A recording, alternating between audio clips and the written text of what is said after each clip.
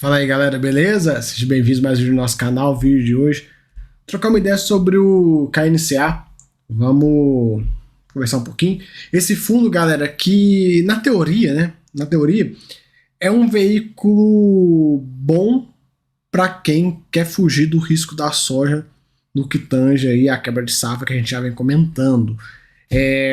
Enfim, para quem não quer sair totalmente de agro e tal, acha que quer continuar por qualquer motivo aí, pessoal.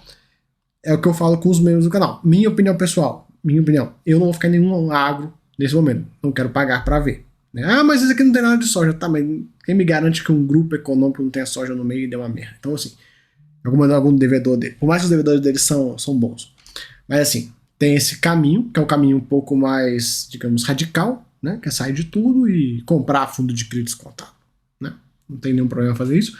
E o outro caminho é fazer um hedge, fazer uma proteção de carteira. Fazendo o quê? Indo para fiagros que não tem exposição à soja. KNCA, FGA, EGAF, se eu não me engano, tem pouquíssimo soja. Enfim, buscar produtos que não tem soja, que é o caminho um pouco mais lógico e tal, que faz mais sentido. E para mim, minha opinião pessoal, isso não faz tanto sentido, porque a gente está vendo um monte de fundo problemático por aí, né? Tanto de fiagro dando problema, acaba desanimando, né? E como a gente tem muito fundo de crise super descontado, porra. Mas enfim, né, pensando nesse cenário de uma possível defesa, esse fundo é um bom produto. Falando em soja rapidamente, vou mostrar para vocês, várias empresas, né, estão aí trazendo estimativas de quebra de safra na casa, maioria na casa de 20%, viu galera? O Conab, o IBGE, o SDA, as agências governamentais como um todo, ainda estão dormindo no ponto, falando que vai cair 2%, 3%, não sei o que, mas a gente já está vendo aí várias empresas, não é só uma ou outra, não, uma penca de empresa séria que já está dando aí uma quebra na casa de 20%. Parece o consenso é esse. E aí, aproveitando o assunto, a gente vê, né, a questão do soja, que os futuros da soja que vem caindo daí, tipo, praticamente do início do ano de 22 ali, mais ou menos, né? Do meio do ano de 22, que foi o pico, até hoje, já caindo aí 27%, caiu bastante, né? Caiu muita coisa. Se a gente pegar aqui não tem os últimos 6 meses, vai. Tem o último ano, mas pode pegar aqui, ó, de fevereiro, mais ou menos. Posso pegar aqui mais ou menos no meio do ano, ó. Junho. Claro, teve esse repique, mas vamos pegar aqui mais ou menos do valor médio, vai. Vamos considerar esse repique não, ó. Desde lá, já caiu 15%. A gente pode pegar o último mês. O último mês, ó. A soja, ela começou... Tá caindo aí 7%. Então a gente tem que ficar esperto, porque é aquela coisa, vai diminuir a produtividade e o preço caindo. E por que você pode falar assim, pô, mas o preço tá caindo por quê? Né? O que tá acontecendo? Nunca vi isso. A produção diminui e o preço cai? É estranho, né? Por quê? Porque não é só o Brasil que produz soja no mundo, né? A gente tem a Argentina que parece que vai ter uma safra maravilhosa. Então as coisas, né? Aquele jogo que vai vai balanceando, igual a gente tava vendo, a gente acompanha, né? Normal de mercado. Mas vamos falar do KNCA.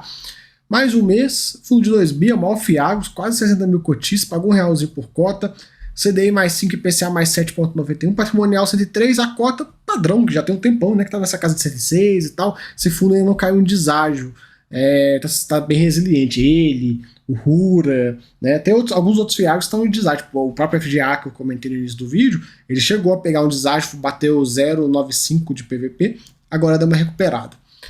O fundo hoje 89% alocado, temos aí um pouquinho mais de 10% em caixa, né, o fundo com uma alavancagemzinha, e parcela CDI 61%, a CDI mais 5,09, bem puxado, né, a parcela CDI dele é mais puxada e a parcela IPCA já é um pouco mais calma, né, a gente tem praticamente 30% do fundo em IPCA. Né, mais 7,91. Pagou 0,5 e esses dividendos estão sendo impactados aí por uma inflação um pouco mais fraca e por uma quantidade menor de dias úteis. A quantidade menor de dias úteis, galera, acaba atrapalhando bastante as operações CDI e também, no caso das IPCA, acaba atrapalhando menor quantidade de dias contando juros.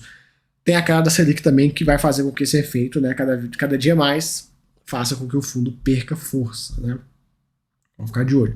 Aqui, a gente vê 3 novas operações que ele comprou no mês. Não tem nada de soja aqui. A gente vê uma empresa têxtil, uma de proteína animal e a outra grãos aqui, mas ele não fala quais grãos e tal, mas enfim, é grãos. Tá aqui, mas a gente vê aí as taxas, né? As duas no CDI um pouquinho mais puxado, no IPCA aqui, ok, né? Na média aí do fundo. Carteira dele, como é que tá, né? Ah lá, a gente consegue ver certinho, tudo. Tinha combinado que tinha alavancado, não tá não, viu, galera? Eu achei que estava alavancado, mas não tá não. Tá aqui, né?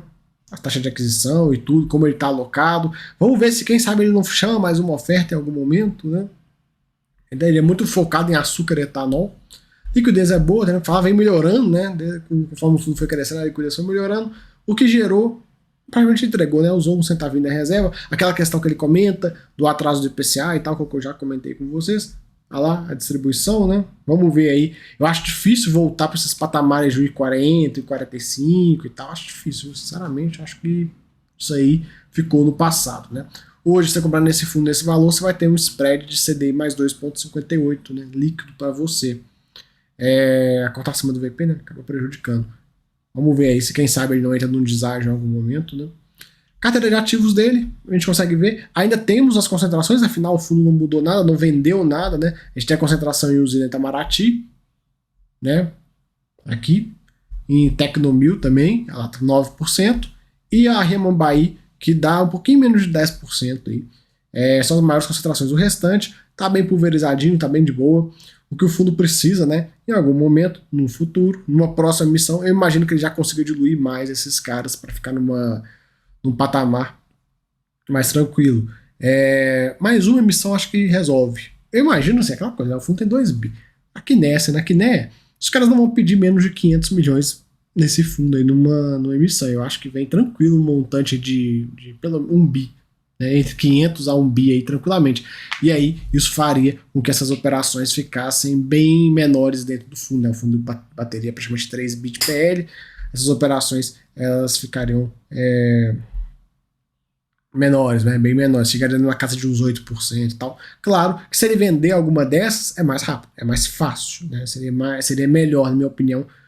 Né? Isso é uma coisa que me deixa meio assim, que esse fundo, essa concentração, galera, não gosto, não tem jeito, eu evito. Fiagro tá complicado, aí a gente tá vendo muito fundo dando dor de cabeça, então, não que sejam operações ruins, mas a gente precisa, né?